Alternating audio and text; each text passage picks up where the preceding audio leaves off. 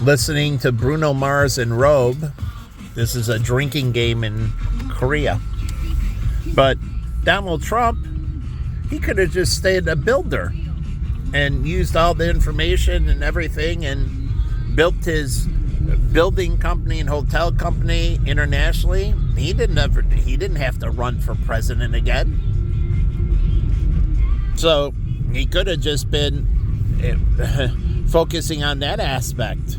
He could have been a consultant for the federal government in construction projects and other things, like he's doing with Elon Musk, special consultant. They did that with Kirk Kerkorian before as well. So, and Warren Buffett was a special consultant to Arnold Schwarzenegger when he was governor of California.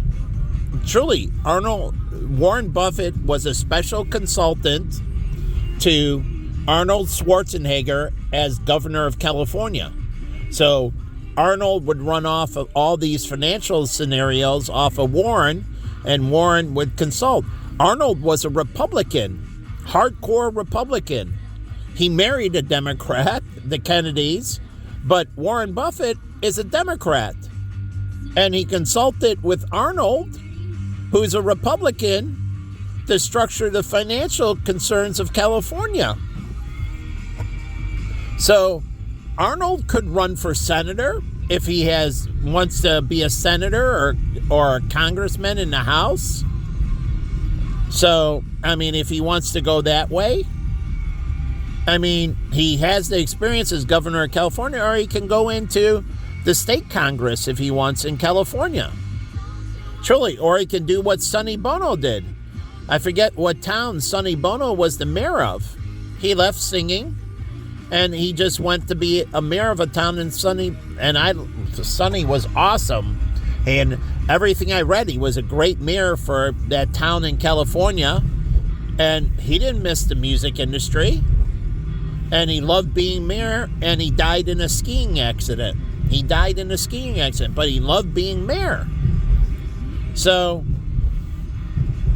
he was, in everything I read, he did a great job as being mayor. Jerry Steinfeld was the mayor of Cincinnati, and he left being a mayor, and he went into the television show reverse. He went from being a mayor to a television TV show host. He had credentials in public speaking and everything. He was a mayor. He did a lot of campaigning and everything else. So if you're in politics, you can go into, like Bill Clinton did and many others, public speaking, like Obama, or you can go in and create a game show or something else. Truly, like Jerry Springer created a TV show. And you can create a TV show or a game show.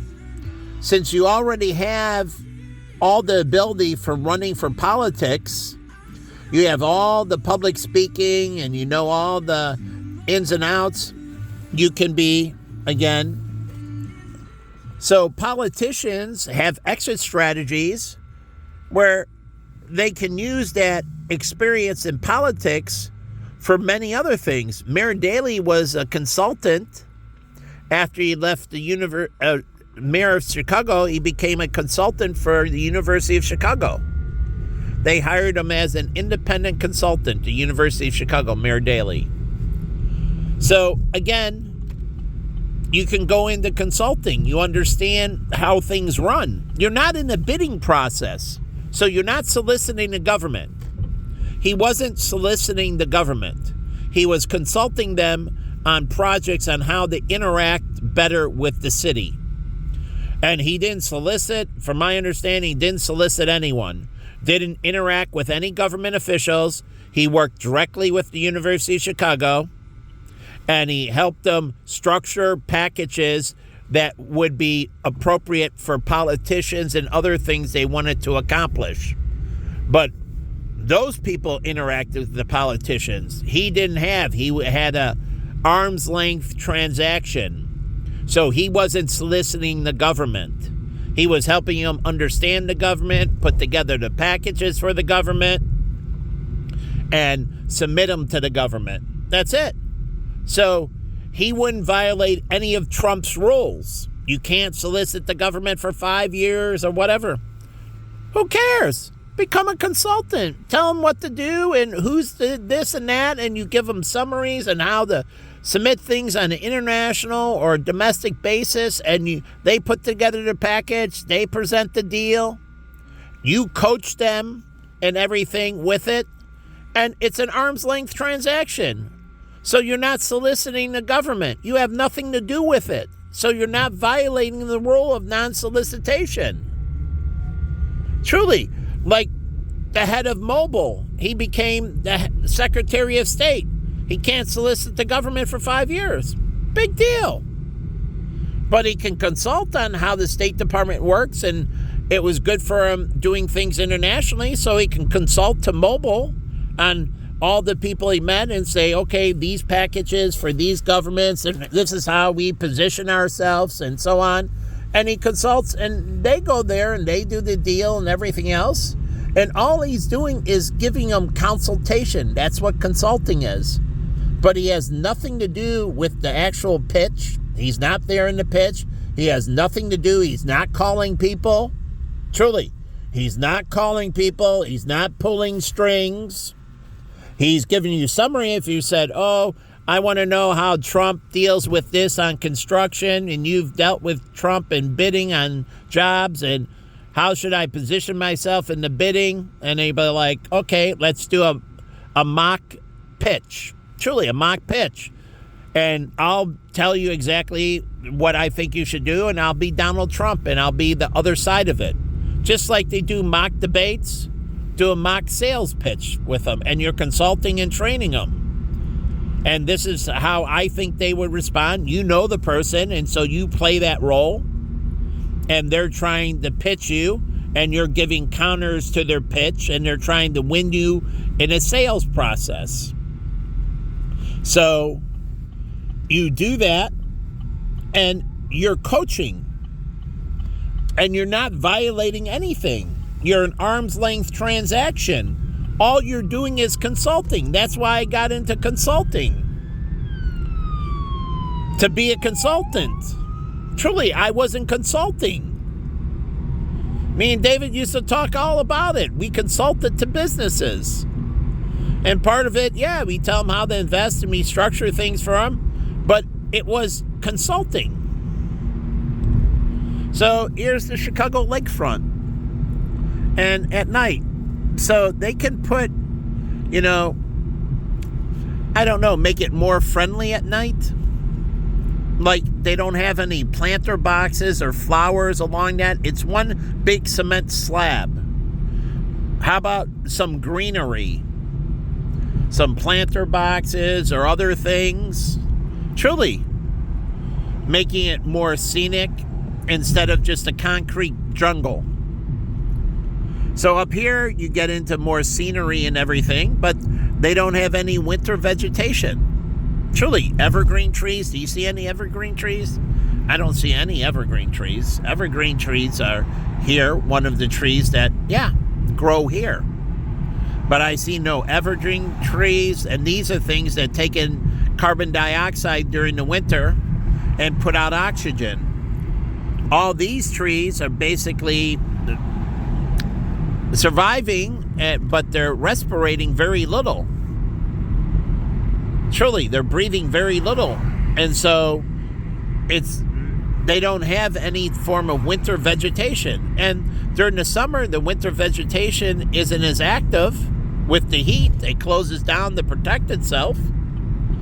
But again, you have a blending of summer vegetation, spring, fall. It's spring, summer, and fall. And then you have winter vegetation, late fall, winter, and early spring. So you cover all 6 months. So you hedge yourself. 50% of this, 50% of that. So you get a nice, steady, even consumption and production. Import-export. It imports carbon monoxide and carbon dioxide, and it exports oxygen. Truly, as you're looking at. So it's an import-export business. So truly, it's commodities. They're taking one commodity and giving back another. Balance of trade. So, but they don't have any balance of trade here. So it's instability in the atmosphere. Truly. You have more oxygen deprived during the winter because you don't have vegetation that produces a lot of oxygen. So you get more oxygen deprived. Truly. Oxygen deprived because you have no winter vegetation. So I don't understand why they wouldn't change things. And I guess this is a longer video than I wanted, so it's going to be on YouTube. But again, here's the Lincoln Park. It's the zoo. And what do the animals do? I mean, going to the zoo in the winter can be a great time. But what are the animals? Like the tigers from Africa and that, they don't really experience really cold weather. And they're not genetically designed to experience really cold weather. So you have to have a big indoor sanctuary for them during the winter. Truly. Outside, not their environment. So they have to understand that when they bring the animals in, they have to understand where they came from and replicate their environment. And that means both spring, summer, fall, and winter. And so those cats, it's not like there are ones that live in the Arctic and I think Arctic or anyways, there are cold weather lions or tigers. I forget which ones are the cold weather. Just like the polar bear. The grizzly bear lives in colder climates. The polar bear lives in the coldest of climates. And the polar bear is huge. You see a polar bear next to a grizzly bear, a polar bear is way bigger than a grizzly bear. Way bigger. Now, the grizzly bear, it has claws that the polar bear doesn't. It has long claws that are sharp as hell. So those claws are meant to tear you apart and puncture you. So their claws are deadly on the grizzly bear. The polar bear doesn't have the same type of claws that a grizzly bear does. So they go about things a little bit differently, but the polar bear is much bigger. But anyways, the whole point is understanding their environments and why they have what and making sure that they're appropriate at Lincoln Park and Brookfield Zoo. It's just like the Shed Aquarium. When they take it in, not every fish can go into the same tank because the water temperature in that changes and you have to mimic their environment where they came from if you want them to be healthy. So you have to have things broken down by environments. And so, no, the water temperature and salinity is not going to be all the same. You can't dump them in because they can't breathe correctly. Truly, they can't breathe. They can't process things correctly. And it's very unhealthy. So they get these aquatic and then they dump them into this general tank. And that's not how it works. You have to put them back into their environment. So, and that's the big thing about keeping things in their appropriate environment. And that's how you call keeping a healthy ecosystem. That's how things flourish. So we have to think about that with immigration and that. And how do we create healthy ecosystems? Because we've had all this unrest and other countries have to think about it as well. How do you create healthy ecosystems? Even tourism, whether it's educational tourism, social tourism, or business tourism and that, you're creating an ecosystem. And you want to create these healthy ecosystems. So you want certain tourists to go to New York, but other tourists to go to LA, or other tourists to come to Chicago. So you want to create this healthy ecosystem. They want to see the United States, but they don't have to see all of the United States. So you can create these healthy ecosystems. And you have certain tourists going to certain things when you're, setting up the packages and that and bringing them in, like trade shows. Certain trade shows come to Chicago. Certain trade shows go to New York, Vegas, and so on and so forth. So you've got to understand, are they right for the ecosystem that you have here? So when you bring them in, it's destined for success. But if you try to take a square peg and stuff it in a round hole, you're going to have a lot of problems. And then you're going to have a lot of retention problems. So you have to set up things so things work. So in one way, you're competing. In another way, you're working together. And that's what the states do. And within the state, there's the counties. And within the counties, there's the local government. So in one way, you're competing. In another way, you're working together. And you have to figure out this harmony. And it does change. The balance changes. Some areas you weren't competing in and working together. And then that changes. And now you're competing. And now you're working together in other areas that you were competing. So it's not stagnant, it's dynamic.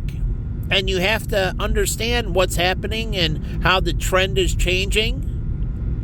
And doing this, you can create balance and harmony all the time. Because you can mix and match things. And so, again, you can create this good dynamics.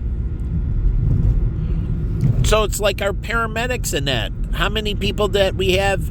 70, 60, 50, 40 in the city, because more than likely these medical emergencies. So where you have older people, you're more likely to get medical emergencies. Where you have a bunch of younger people, you're less likely to get medical emergencies, except if they're doing some kind of sport that puts them at risk. Truly. So you got to understand, do we have skateboard parks and so on and so forth?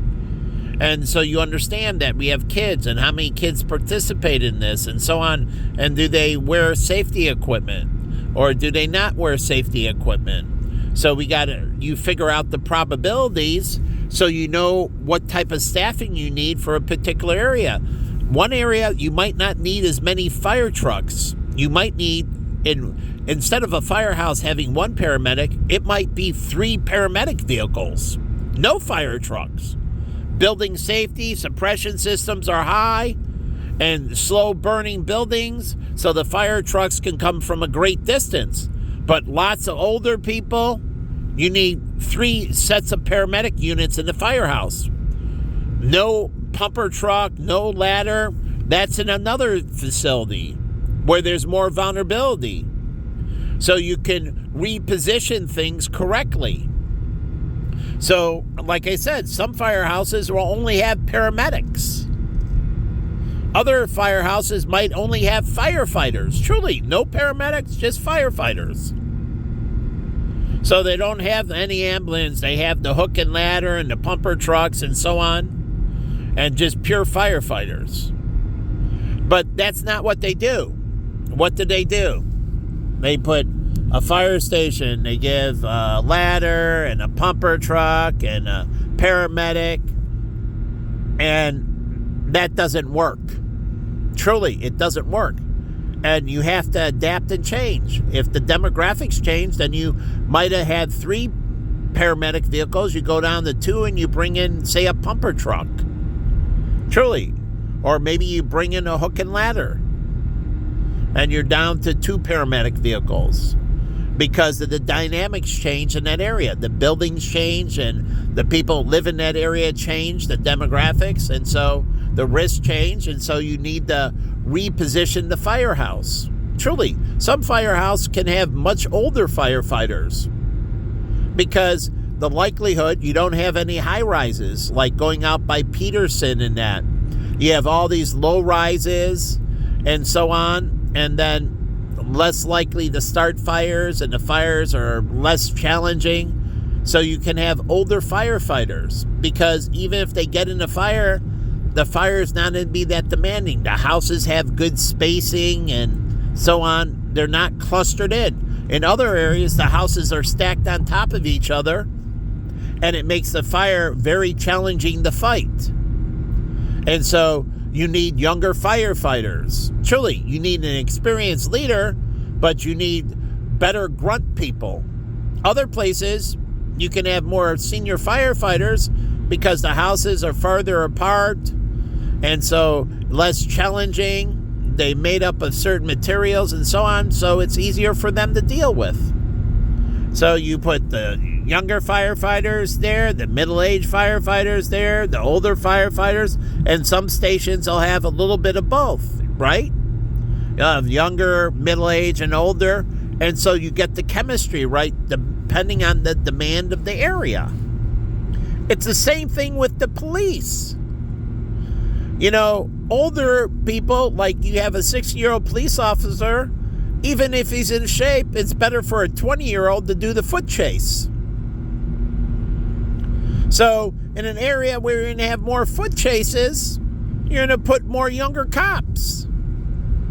And so they're going to be able to handle the foot chases and so on, and they're going to be handled. Their bone structure is denser, their muscles are denser, so they can take the knife wound or the bullet wound better. But the older officer can't take it as well. So if they get injured, it's going to cause more traumatic stress.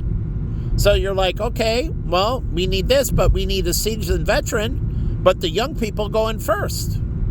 The older person is given guidance. They're behind the scenes, truly behind them. Other times in other areas where you have older populations and that, you have older police officers and so on. And yeah, you might get a younger guy in that, but again, they'll handle these one-off situations. But most of the time, they'll be dealing with older adults, truly.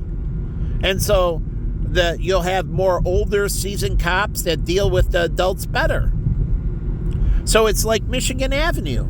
It doesn't stay stagnant. Depending on what events are going on and what's going in, working with the airlines, the city of Chicago needs to know the demographics coming in, the visitors. And what do? They have to give IDs. And with the IDs, you get where they live.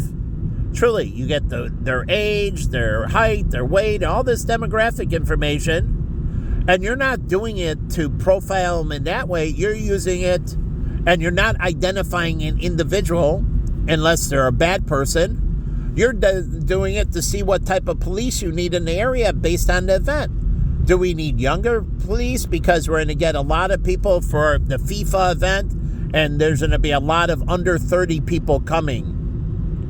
And so they might get drunk, and they might be, more physically demanding. And so, yeah, we need a lot of under 30 cops meeting force with force, right? But you have commanders that have skill, but you need people that can do more of the grunt work.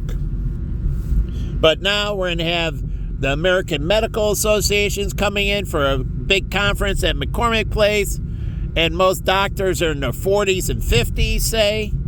So there are going to be a lot of 40, 50, 60-year-olds, and we need a lot of older cops. We don't need the young cops. And if anything gets out of control, that'll be, 40, 50-year-olds dealing with 40, 50, 60-year-olds. So, and they see people, you meet them peer-to-peer, right? Eye to eye, peer-to-peer. And they get along with them. They can shoot the shit.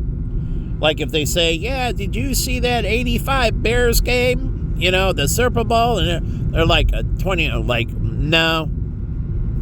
But somebody like me, yeah, I saw that 85 Bears game. That was a hell of a game. Walter Payton should have got his touchdown. They never gave him the ball. They gave it to Fridge, and it was great. He scored, but they had multiple touchdowns. They should have tried to get Walter his touchdown. So he scored a touchdown in the Super Bowl. He never got his touchdown.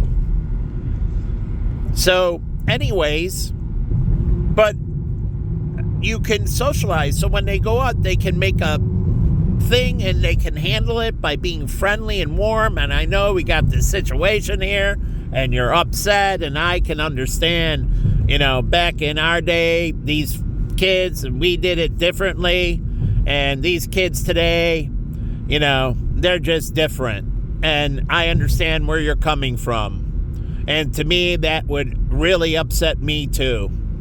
So I know where you're coming from. Let's, kind of move forward and see how we can deal with this issue. But when you're talking peer-to-peer, it's easy to have these conversations. And Jen, my ex, was an old soul. Truly. So she was very schooled. So it was easy to have conversations because she knew a lot about history and everything, and it was easy to talk to her. But if you get with another girl and say you're an older guy and they're like, yeah, I'm doing that, and that's why it didn't work with Hugh Hefner. Because, yeah, you can get a young girl, but you need an older soul. Not a young girl that, like, who the hell is Groucho Marx? But, oh, yeah, I used to watch Groucho Marx and so on and so forth. I know the Marx Brothers and the Three Stooges because they're an old soul. They like the classics and that. Truly, Jen liked the classics. She would know these old things, and it made it easy for conversation. And this is why it goes bad on dating sites and that. They're like, well, yeah, I want the... But they don't match up outside of that. And so you got to find the old soul that likes the classics and likes these things. And they're like, oh, wow, love wine and you love the old, and we can go to wine tastings, we can do this and that. And you're an older man and it's a younger woman, but you have a lot in common. Truly. So all younger people don't do the same things. So Jen used to sit in the piano bar. Truly, at the Best Western, sitting in a piano bar. She didn't go to the clubs. It was a fluke I met her at the club. It was her friend. It was Peter that went to the clubs, and his girlfriend, who was in the Chicago Symphony Orchestra, who was Asian as well. And they went out to the clubs. Peter wanted to take them out. Even his girlfriend, she didn't go out. I didn't see her at the clubs, but she used to live above on Rush on the second story. And she played in the Chicago Symphony Orchestra. Great girl. But Peter went out to the clubs. She would let Peter go out to the clubs, and they would go out to dinner and do other things. But this night, she went to the club with him. And with him, because they were taking Jen out. And so I think they went to the show at the Chicago Symphony, and after the show, she played in it. And then they went to the clubs, and that's when I met Jen. But she was an older soul. She was more of a student of history. So it was easy to make the dynamics. So you have to find people like that if you're in a mismatch in age, and that's why Austin Kutcher and Demi Moore didn't work in the long term. Truly, didn't work. Austin's not an old soul. So he's with Mila, and it's truly. And I fault him how he handled the situation. Truly, he didn't support her, he didn't work with her, didn't help her. Demi never treated him wrong. And he should have been more mature about how he handled everything. But he didn't handle it correctly, in my opinion. But Demi got into a relationship. She needed an old soul. He wasn't it. So if you're going to be a female cougar, then you need somebody that pairs up with you that understands this history and has this and respects the ways of the old, right? So they understand how the culture was and how you grew up and everything, and you don't run into conflicts. And you have a lot to do, you have a lot to talk about. But if you don't do that, then you get in like it's a one-sided relationship, meaning there's only one aspect that's very good. And then the other aspects, it's like, I want to pull out my freaking teeth. But that one aspect might be very important, but you can find somebody that has that one aspect and also pairs up with you in many other areas. So if you're a beer drinker, they don't ask this on dating sites. Are you a beer drinker? Are you a wine drinker? Are you a coffee? Do you love tea? Truly, do you love Chinese food? Do you love Serbian food? Do you like to stay at home? Do you like to travel? If you like to travel, is more Europe your thing? Or do you like to go down to Cancun and Latin America? Truly, people go to different regions. Like Carol and Sylvia, they worked in Latin America. Carol went to Spain for grad school. And so they like that culture. They like that aspect. So they're very good with Spanish people. Truly, they're both very good with Latin people. They're both, one's Chinese, the other's Korean, but they like the Latin culture. So, again, you have to understand. So they could date a Latino. If they're dating outside their Chinese or outside of Korean, they would want somebody that maybe a Latino, or truly an Argentinian's a white person. If you're saying you want white and not more Native American, truly the darker skin, the more native they are, the lighter skin, the more European, and they fall in. But it depends on how they're brought up. Truly, the culture they're brought up into. And all you're doing is trying to figure out this match. Like, do you listen to rap music? Truly. And if you do, are you a Run DMC guy? Or are you, whatever? Do you know this? And you grow up there and you kind of grow up back in the day and you can romance. Even if they're a younger person, they're into old school rap. Or maybe they love jazz or blues. Truly. And if they don't and you like it, you ask them. Like Jen.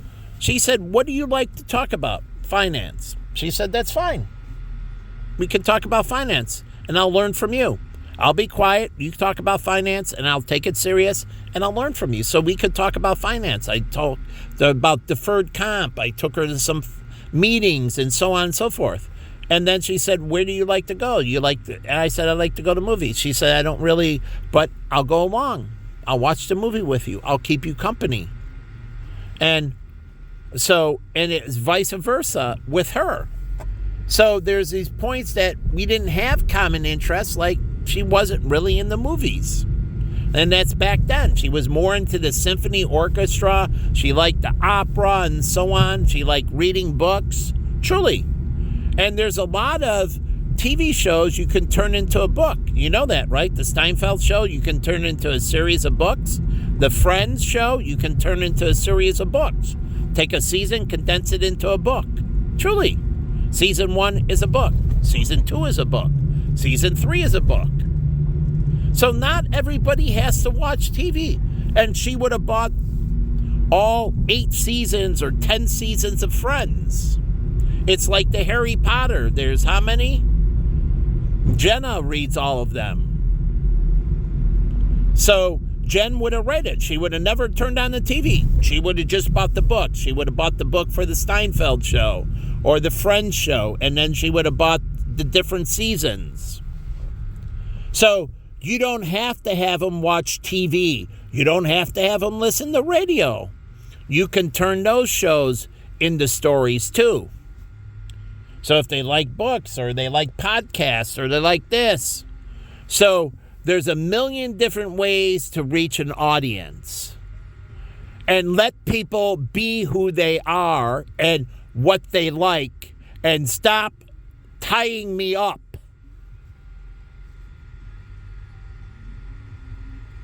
Stop trying to govern my life as I don't yours. So if you don't like TV, there are a million fiction books. And if you don't like that, there's CNBC. They can turn seasons of that into a book. And you like reading finance, season 1 of CNBC. Truly, season 49 of CNBC. And we have these, and you read it, the content, and we have these stories from CNBC. The one girl turned it into a book. I forget what the book is, but her guests, she turned into a book. She had these guests over, I think, a couple seasons, and then she condensed it down into a book. I forget the name of the book. But she was a talk show host or an interviewer for one of the financial shows. And then she took each of the guests and put it into a book. I listened to it on Audible. I didn't read it, but I did buy the Audible, just like Miss Park. I read some of the book, and I would have read more of the book. I didn't finish reading the book, but I listened to the whole Audible. So some people want more of the Audible. Some people want both. They'll listen to the Audible and they'll read the book. Truly, some people like to do both. And so you'll sell them the Audible and you sell them the book. Other people just want one or the other.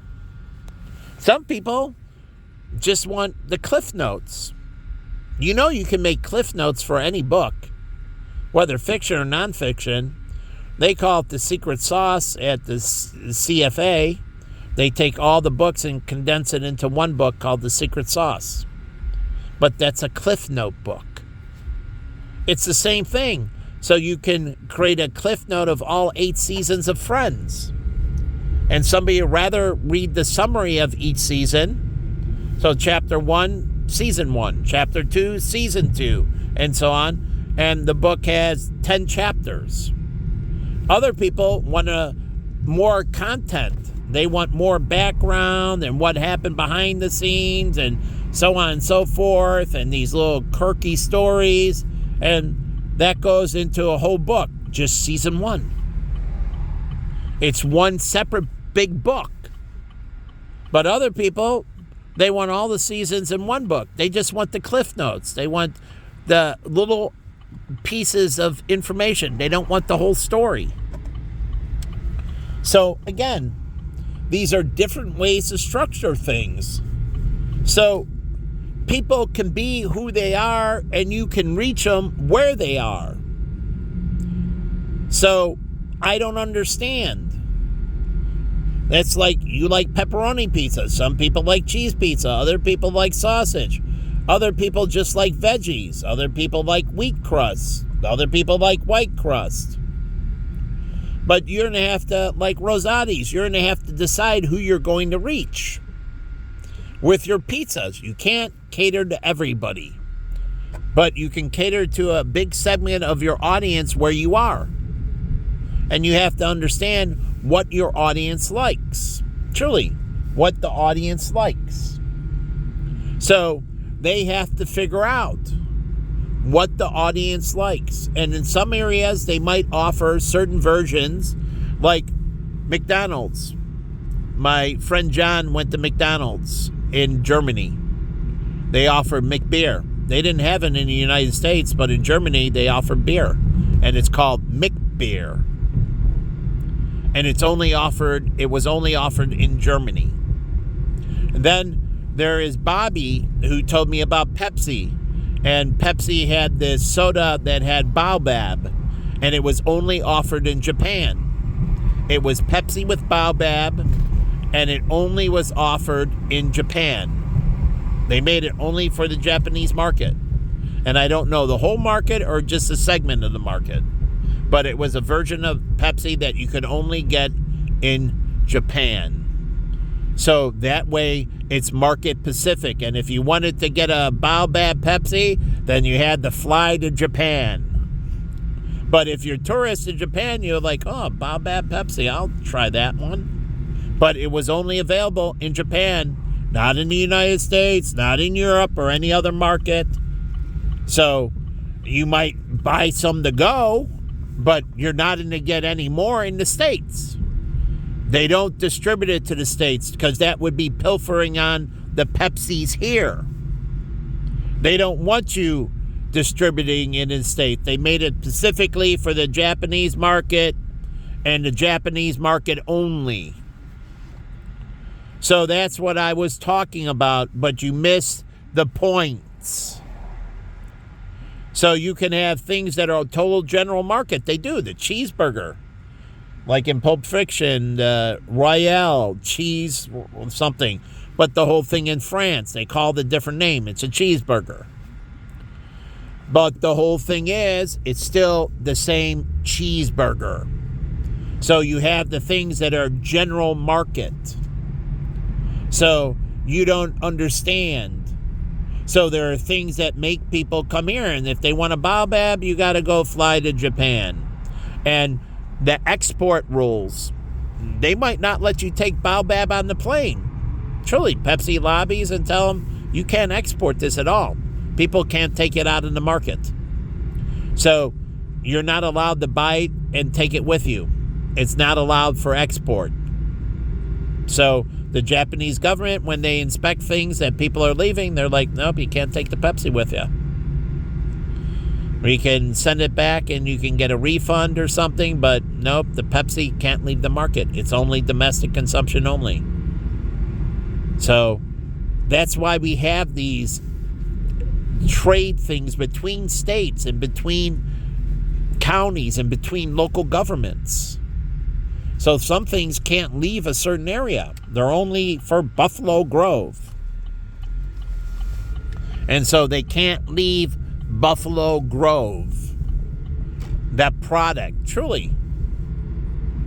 So, and truly you can make it that way because there's these import-export between local governments, interstate commerce and commerce between. So it's the state law that governs commerce between local governments and then county governments.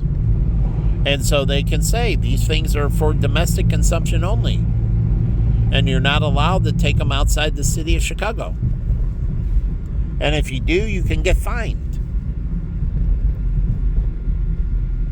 So again, you can set up these rules and you inform people. Now, how you're going to catch them? Well, state troopers and city police can do random inspections too. There are ways to set up things, checks and balances. But maybe they have to have a local ID to buy. Or they have to be staying at a local hotel to buy, and it can only be consumed here. Truly. Like you have food products. Maybe the food products here can't be taken anywhere but this Chinatown. Truly. And if you're not a resident, you can't take the food outside of here. Truly. The food can't leave this Chinatown. It's unique. These dishes are to this Chinatown and this Chinatown only. You can consume in the restaurant or you consume locally in the hotel, but truly, to the airport and that, they forbid it. You can't take the food on the plane. And so, truly, no food can leave the market. So it's for local consumption only. So you can come down here and have it and that, but you can't take it out in the market. So, string. So, again, you can set up things in that way with laws. And there are ways to enforce those laws. So, again, that's why I'm big for legal immigration. So you can get exactly what you want. So we can put people in the right places. And even with educational tourism and that. Certain people, you don't want to go to school in the United States. Even if they can get into Harvard, you don't want them. We don't want educational tourism from Venezuela. I'm just giving you as an example. So you say, we don't, but they can go to Europe or some other country. You're not preventing them from going to school outside their country, but you're saying, we don't accept educational tourism from this country. Or we don't accept you for some reason. But you can say, these countries, perfect alternatives, and you can give a referral. Say there's a boarding school in Switzerland that might be perfect for you. Where my friend, she sent her child overseas to a boarding school in Switzerland. Laura from Mexico sent her child. Her child went to boarding school in Switzerland. Not in Mexico. The child didn't go to school in Mexico. The child went to boarding school in Switzerland for elementary school and high school. A private boarding school in Switzerland. And then I don't know where the child went for college. But again, you can work these things out. Unique Chicago. Truly, unique to Chicago. Only for domestic consumption. Is not allowed outside this market. So that's what I showed you with YouTube videos and everything. You can make them specific to market with Comcast. You can only get certain viewing in Chicago. And then they use other viewing in other markets. So this is just for this specific market. So instead of saying, the Bulls game is general market and no, they can have multiple broadcasters working out of different studios, and they don't have to be there at the game. And they're like, okay, this is for Shanghai, this game. And so we're going to hire these announcers, and they're going to do the game in Chinese, and we're going to send it out to Shanghai. And so you can televise the NBA game to all these countries, and you can have all these different announcer teams. But they work in that market. And so they get a name, they're in that market, they live in that market, per se, or you're using them from here. Like, say maybe you have Koreans here, and you're doing something to South Korea. And so you have, let's give a better thing. You have Judy Sue. She's Chinese, and you're doing something to a Chinese market, but it's produced here. She can be an announcer for the Chicago Bulls game getting broadcast in Shanghai. And Judy Sue from Channel 7 is actually the announcer, and she's doing it in Chinese, as an example. Truly. So she does only the broadcast for the Shanghai market for the Chicago Bulls. And then you have Robbie Bajwal. He's Indian. I don't know if he speaks Hindi.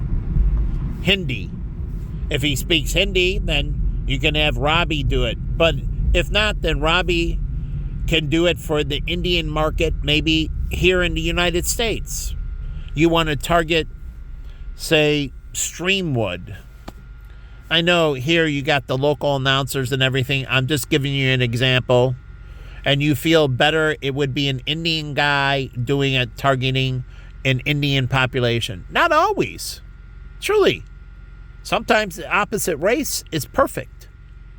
But I'm just saying, maybe you found something and you want to do it. But maybe Robbie speaks Hindi and you want to market the Chicago Bulls to New Delhi. And so Robbie does the broadcast in Hindi for New Delhi. And they see the picture of Robbie and everything, and they market with billboards, the Chicago Bulls, Robbie Bajwal in New Delhi. Truly. And you put it on local television and that. And every so often, Robbie flies to New Delhi. Truly. He flies there. He shows up, and there's a meet and greet. Robbie Bajwal will be in New Delhi for this week. And he's doing, meet and greets, and he's going to talk on being an Indian announcer for the NBA and how he likes working and announcing for the Chicago Bulls in India. In the United States to the Indian market. And so he's talking about this. And so Robbie Bajwal is talking about that, and he's talking in Hindi. He's over there, and he goes maybe twice a year. Truly, obligation. Every 6 months, he takes a trip over there for a week or two for meet and greets. And he goes around to the different universities or centers and does speeches and talks about the NBA. Truly, talking about the NBA and everything. And you don't have to have paid for tickets. This is promotion. So you offer free food and drink and that. And free attendance, free food and drink. Come see Robbie. Truly, it's a promotional, so everything is getting up butts in the seat. You want them to make friends. It's not about generating revenue directly. It's generated indirectly. More people watching the TV and so on. More people looking at the Bulls on the internet and so on. And so they're getting butts in the seat and selling commercials, and then they have the stuff during the game. Robbie talks about, our sponsor, 7-Eleven, or truly, there's a new 7-Eleven opening up in blank section of New Delhi. The grand opening will be blank, blank, thanks to our sponsor, 7-Eleven. A lot of Indians own 7-Elevens from India. They also own Dunkin' Donuts and so on. But again, I'm just giving you examples. There's Michelle Rutherford. Ghana speaks all English. I don't know if she's Ghanaian, but she's black. And Ghana speaks all English. And She could do the Chicago Bulls telecast to Ghana. Truly, I'm talking for Chicago. They can do their thing in New York, LA, and so on. And so Michelle is doing the Chicago Bulls broadcast to, or maybe she's doing the women's team, the Sky. And she's broadcasting it in Ghana. And Michelle flies over there and meets up with women's groups. She hooks up with different churches in Ghana. Truly, churches. And she's focused on meet and greet, talking about, being an announcer and for the Chicago Bulls telecast in Ghana. And, she goes over there, she meets with women's groups, and maybe through the church you set it up with in Ghana. And she's directly focusing on women and getting their attention into the women's NBA and so on. And so using your talent base correctly. So we have the Hawks. We might have some Russians. You can telecast the Blackhawks in Russia. I don't know who's Russian here that could do the telecast that you can build around in Russia. So you promote it. The Hawks games are going to be the NHL being telecast, the Chicago Blackhawks into Russia, into Sweden, and so on. They have their own local teams, but you can also get an international audience. And so somebody's doing it in Sweden, and they talk in Swedish. Truly, there's a Swedish Chamber of Commerce. And you can get somebody who has good ties to Sweden, and hopefully they have public speaking. You should be able to find somebody that has good public speaking, and they're now televising the Chicago Blackhawks in Sweden, as an example. So, again, you find somebody and they can reach out the Blackhawk game here, and truly, they can do it all from Chicago. They don't have to travel with the team. And so they do play-by-play. Their cameras are on 24/7. It's unlike the ones on the TV where it cuts away and of that. They have full access to the cameras. 20 all on, all non-edited per se. And it shows them when the green light comes on, they're back on the air. The red light, they're off the air. And then they're talking and gathering data and so on. And then they get back on the air. Welcome back to the Chicago Blackhawks in Chicago. Thank you, you Swedish. We love Sweden. And so on and so forth. This is your host, Joe Blank. But he's doing it in Swedish. And so on and so forth. And there's our sponsor, IKEA.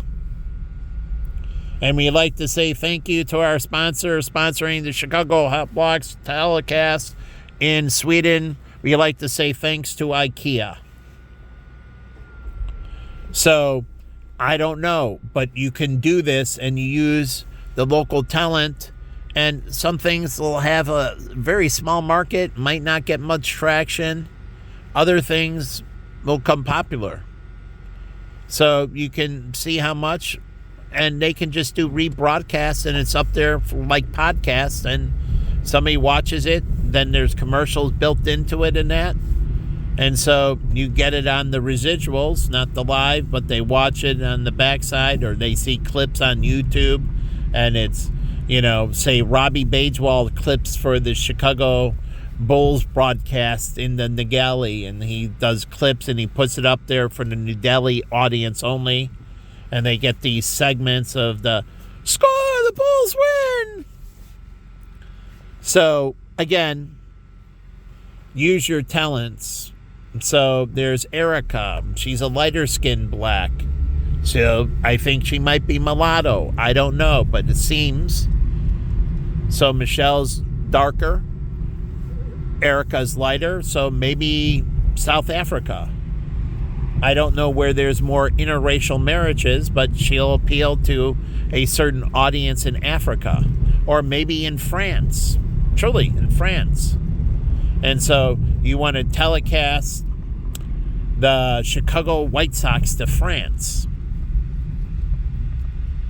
And so I'm just giving you examples, and you're trying to blend that person, that face, that friendly look into that market. And she's, she works for CBS, and she's there. You have the older black guy, and, he doesn't, so I don't know exactly the demographics, but again, you're figuring out the demographics and placing these people in these places, and they'll have engineers and other people that have to work with them in the studio. Truly. They'll have a producer and an engineer and so on. So there'll be all kinds of support casts. So there's jobs for many others. So again, these things can be worked out. So again, I'm talking here in Chicago, but these things can be worked out. So here's women in energy, like Dan's wife. She's a woman in energy. So again, the Chicago Hotel and so on. So I'm going to leave this here. I'll post it on YouTube. But if you're listening to it, you're probably on YouTube then. But anyways, just some thoughts on how to make these things work, how to reach the audience. And they can do it back to Sweden's audiences here. Truly, the Swedish hockey professional team, they can market into the United States, into the Swedish population. It's trade. You can go there, they can come here, and, they might not find much interest, or they might find a lot of interest for European hockey. I don't know. But the whole point is, people are free to like what they want and don't like what they want. So again, we can figure these things out.